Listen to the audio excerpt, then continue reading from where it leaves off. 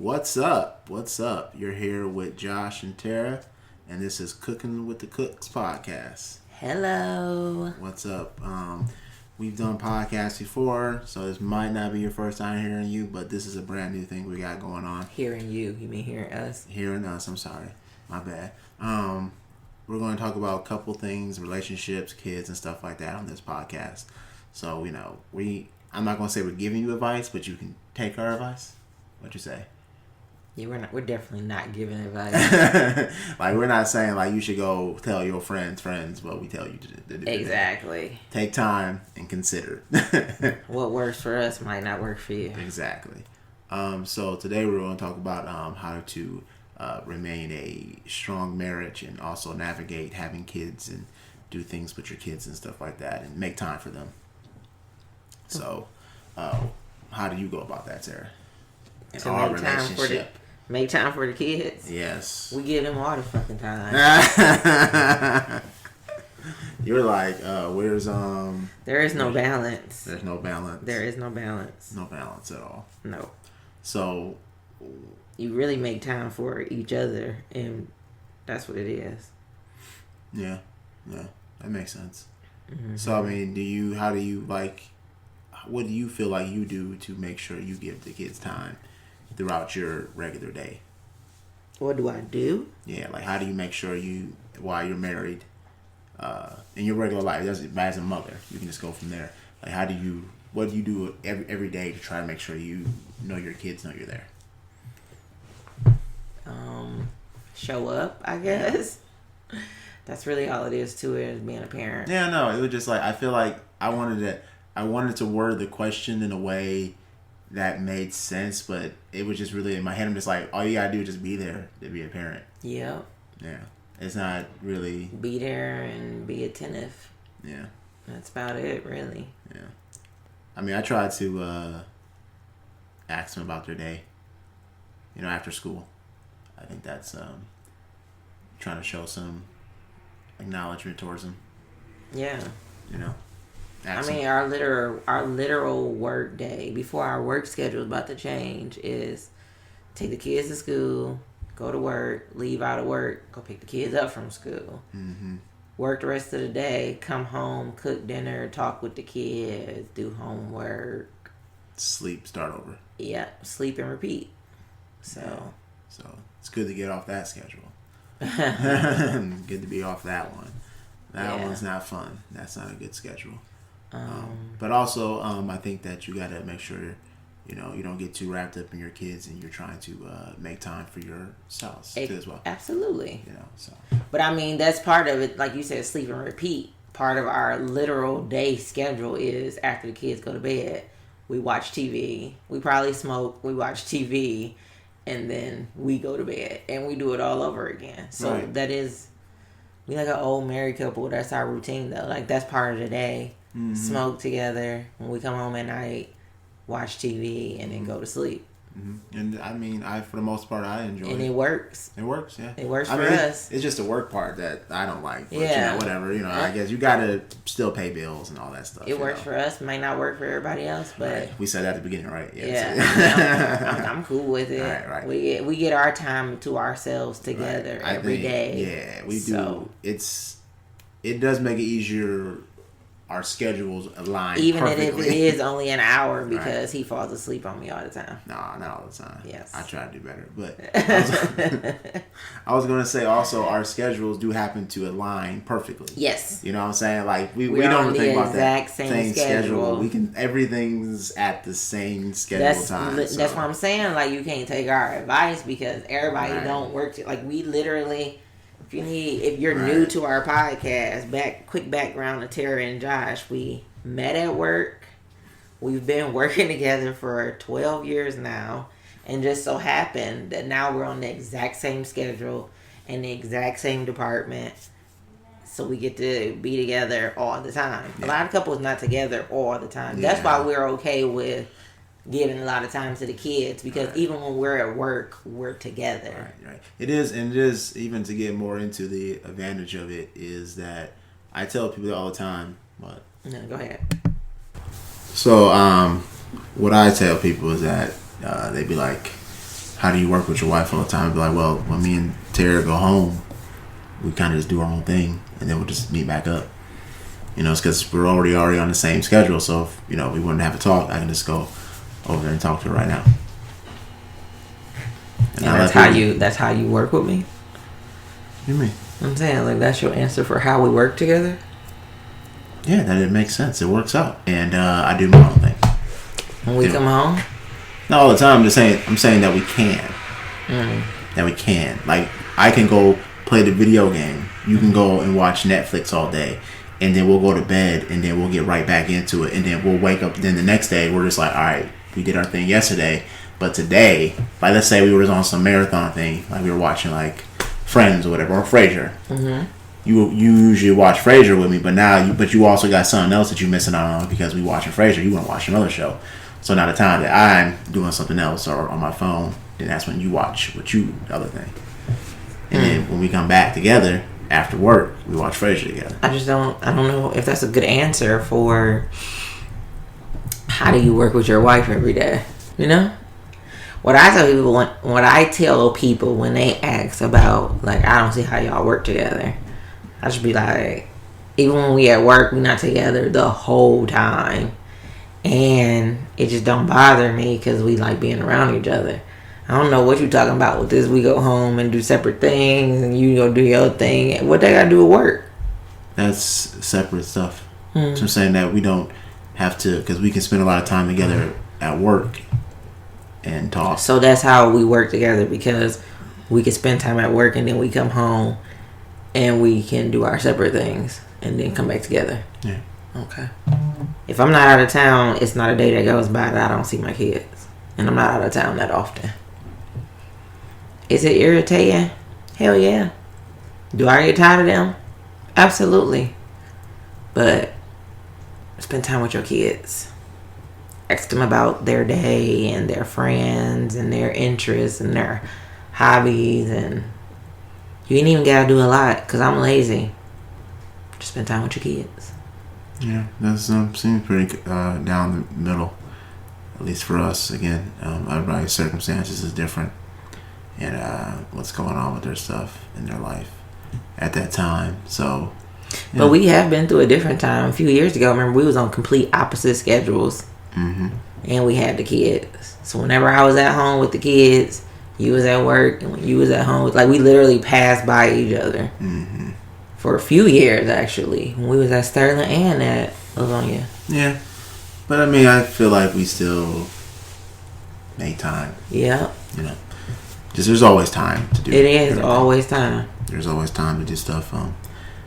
It's always time to make time. I think you make. It's like that is something people say. You make time for what you want to. Yeah, you make time for what you want to. That is absolutely correct. Right. So, you know, if you want to make time for somebody, you're gonna make time for them. Like, you're gonna move your schedule over, especially for your kids too. It's just like, you know, just make time.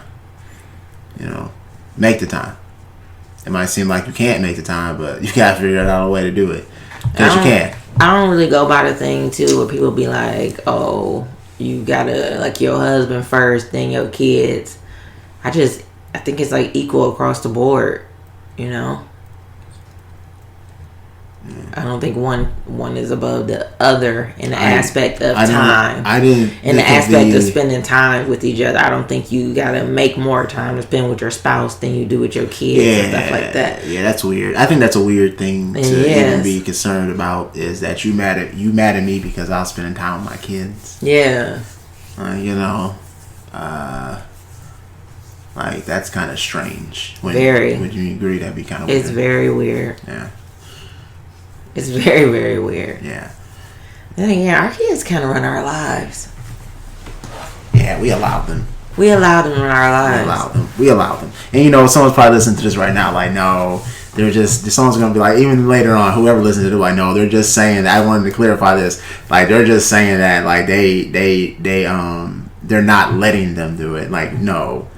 Just as for, if Josh or older Tara listening to this right now, you know what we mean. We know what we mean. So we allow. Like, we not the type of parents that we don't put up with everything. we don't put up with everything, but we also not the type of parents that's like kind of honest. Damn, I can't even think of the words really. Critical. No, I think you don't even know what I'm going for. I know. I'm just trying to say a word that sounds like something parenting wise. I'm trying to describe our parenting. I done lost the whole train of thought, so I don't even know. I'm trying to describe our parenting in a word. We're critical. That's our parenting in one word. Yeah, no. Loving. No, I'm talking about not the loving side of it, the parental restricting side of it, not the love we give them, but when we have to be a parent, not a friend. Mm-hmm. That's what I'm talking about. Like what is a word that you would use to reflect the energy you would give towards the kids as a parent when you have to be a parent and not a friend or a nice person? I don't know. We're very honest with our kids, though. Like we talk to our kids like they are kids, but also like they're people. Like we talk to them like straight up. I think we construct them like as if we're their agent. No, seriously. Like we tell them things. We tell them all the options that they have available to them. Yeah. We are very realistic on how you get to those options. We are not like, hey, that's our parenting. We're real. Yeah, I'll say that. Yeah, and I'm not saying we're doing everything right, or that everything is fucking apples and strawberries over here or whatever. Yes, again, it's a whole bunch of sour fucking grape moments. We gotta check mark that every sentence or so. Like, hold on, like we're not telling you what to do. No, we're not. No, I'm just saying we're not saying everything is gravy over here because it's definitely not. Like we dealing with teenagers and the mood swings and the grades and just a whole bunch of stuff, but. I think what I was gonna say is we not the parents that's like we don't let them run over us, but we let them live. Let them live their lives. Let them know that we there for them and and that there's a right and a wrong. And and we trying to get these teenagers ready to become real adults. So like I said, we talk to them straight up, and then the 10-year-old, she the homie. You know, right? She's cool. She the homie, so we talk to her straight up. Yeah, you just gotta be honest and real with them. Try to be best you can. Ease them into this reality slowly, as the best you can, because it's gonna hit. It's basically like, hey, I'm trying to cushion you because life's gonna hit you. You know, I'm trying to hold your head up. Trying to give you some advice. Right, trying to let you know, because you're gonna be out there by yourself. Yeah. And one day you ain't gonna be able to call us. You ain't gonna be able to. Or you gonna call and we ain't gonna be able to come or something. Right. And you gotta. It's tough. Tough out here. I'm scared for my baby boy. Yeah. I'm scared for him. He ain't ready for this world. And he the oldest, and he's 16, and I don't know if I babied him too much or if it's just his personality, but he ain't ready for this world. And I don't want him to go out and the world kick his ass and he got to come back running home to mama. Yeah, I mean, he can, of course, but I just don't want it. It's so tough out there. Honestly, the fact that that's even an available option for him is it's going to help him. Mm-hmm. And even though it might seem like it might become a burden for you, the fact that there's going to be a net, like a lot of people don't have that. Mm-hmm. They don't understand that. Is that the fact that there's going to be something that if he falls, there's going to be a little bit cushion. There's a lot of people who fall and there ain't nothing but a RC man. Hello. Welcome. Did you think we were going to brace your fall because you failed? Yeah. We don't care nothing about that. Don't even get me started. Right. I know. Right. You broke your back. Oh, well. Get up. Exactly. The world ain't going to stop. Mm-hmm. You better keep on going. Oh, you can call your mama, but she been down here too. She know. She know. You can call your daddy. He going to throw you a rope, but he ain't going to be able to pull you up. Throw you a rope. You got to pull yourself up. Mm-hmm. You can get you a rope, but you still gonna have to pull yourself up. So hopefully make time for your spouse, but also make these kids a priority. They need you, even though they act like they don't. And we all been there. as teenagers, you want to think you don't need your parent like that. They don't know what's going on. Mm-hmm. And it's so fucking cliche because I know that my mama done probably said this. Oh, Tara thinks she know everything. When I was a teenager. Mm-hmm. But they do need you. The only difference between me and her is that she was like, oh, she want to act grown, I'm going to let her be grown.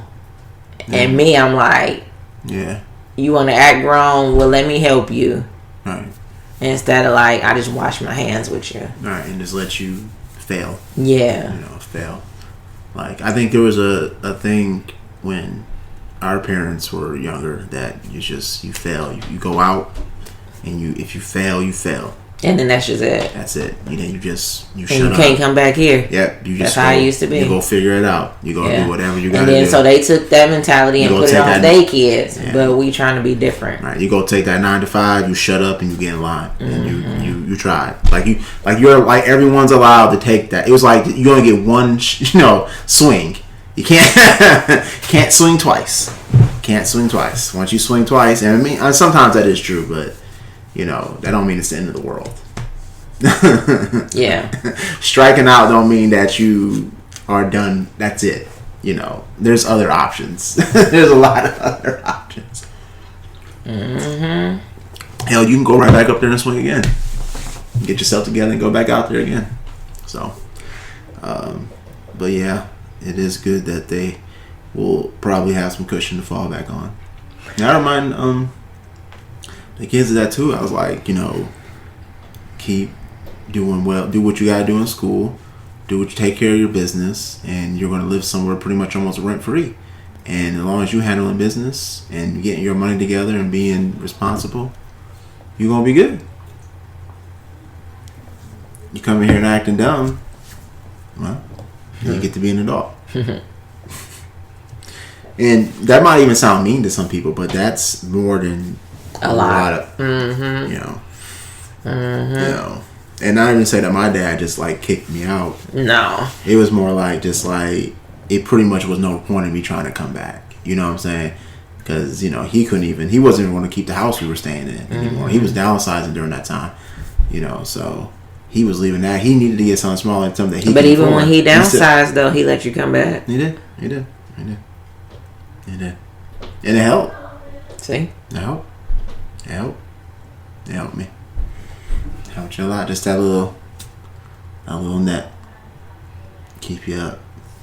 Lucky. People don't understand. Yeah. People don't understand how lucky they are to have that. Yeah. I'm not envious of it, but I don't think I had that. Your aunt helped you out before, didn't she? Yes. Yeah. Yes. It wasn't the greatest living spot, but she did help me out. That was a tremendous year. Yeah. Give you. Sometimes you just need a little push. Yep. Help you past hard times in your life, man. It happens, man. It happens. Shoot, it happens. I don't know nobody like because I don't know. I don't associate, I guess, like with rich people, I suppose. But I don't know nobody who ain't gone through a hard patch in their life. Like, I don't know nobody. I guess that's human nature anyway, to expect everyone to have like a perfectly good life, but most people I know, they ain't had a hard patch here or there. Mm-hmm. Everybody got some type of trauma they holding on to. Mm-hmm. That, that's inevitable. Like I said, that's another thing I say about. Alright, so what I was going to say is that you can be the greatest parent of all time. Mm-hmm. Do absolutely nothing wrong. Mm-hmm. When you die, you will instantly give your child trauma. And that trauma continues. So there's like, even if you give your child the most perfect day, you do everything within your power. And that means that obviously, usually the kid would love you. You would hope for that.